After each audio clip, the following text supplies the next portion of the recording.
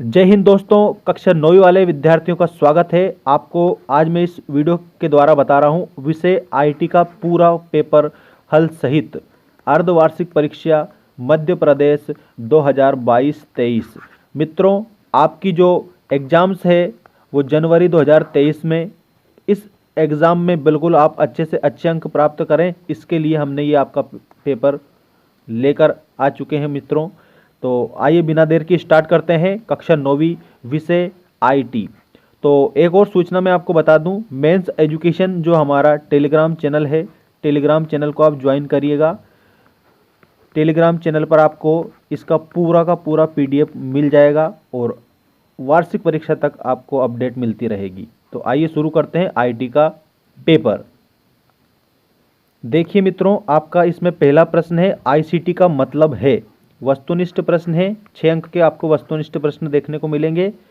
तो आईसीटी का मतलब होता है सूचना और संचार प्रौद्योगिकी, जो कि आपका ऑप्शन नंबर फर्स्ट ही दे रखा है। सूचना और संचार प्रौद्योगिकी आप इसमें याद रखेंगे। नेक्स्ट क्वेश्चन देखिएगा।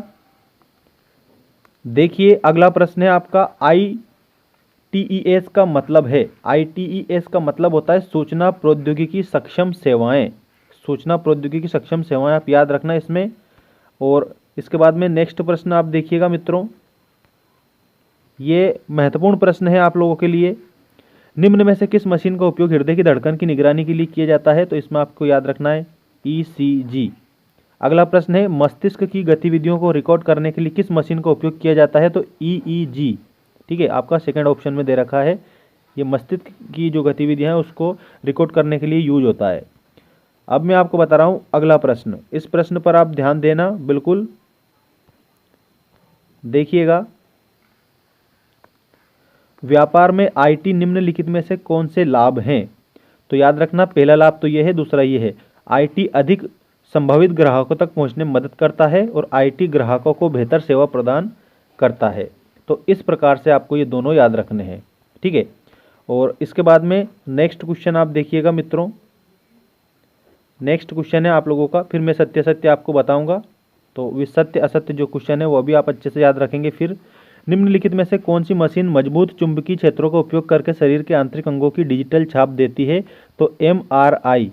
ठीक है, एमआरआई, इसको आप याद रखेंगे। अब मैं आपको बता रहा हूँ सत्य असत्य लिखिए, बिल्कुल 100% आप इसे याद करेंगे, एक को भी छोड़ेंगे नहीं।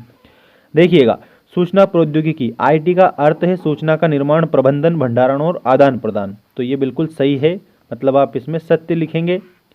कार्यालय के काम को अधिक प्रभावी ढंग से करने के लिए कंप्यूटर का उपयोग किया जाता है, तो इसमें भी आप सत्य लिखेंगे। अगला है आईटी व्यापार का एक बहुत ही एकीकृत हिस्सा है, तो इसमें बिल्कुल आप क्या लिखेंगे? सत्य लिखेंगे।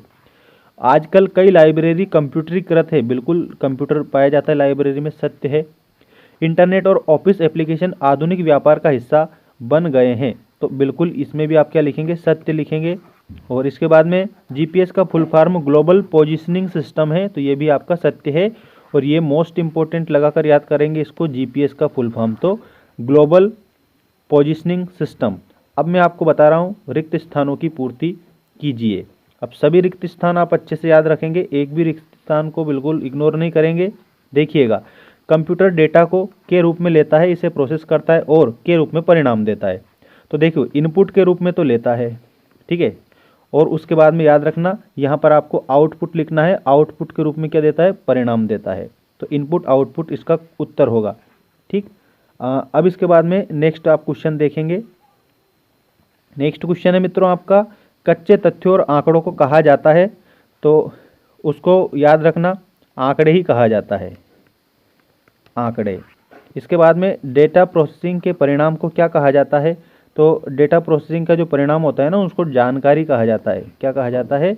तो यहाँ पर आप याद रखना, जानकारी इसका करेक्ट उत्तर हो जाएगा।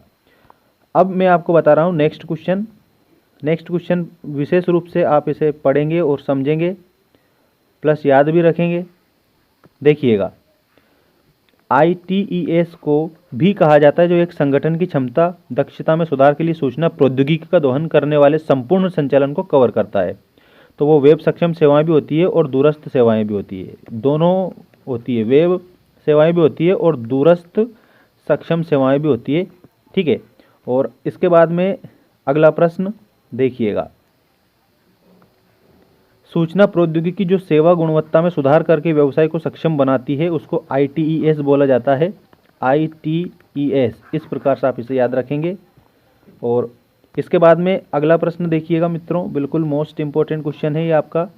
BPO का मतलब है, तो BPO का मतलब होता है बिजनेस प्रोसेस आउटसोर्सिंग, ठीक है, जो कि हमारा ऑप्शन नंबर 4 करेक्ट है। इसके बाद में अगला प्रश्न आप देखिएगा,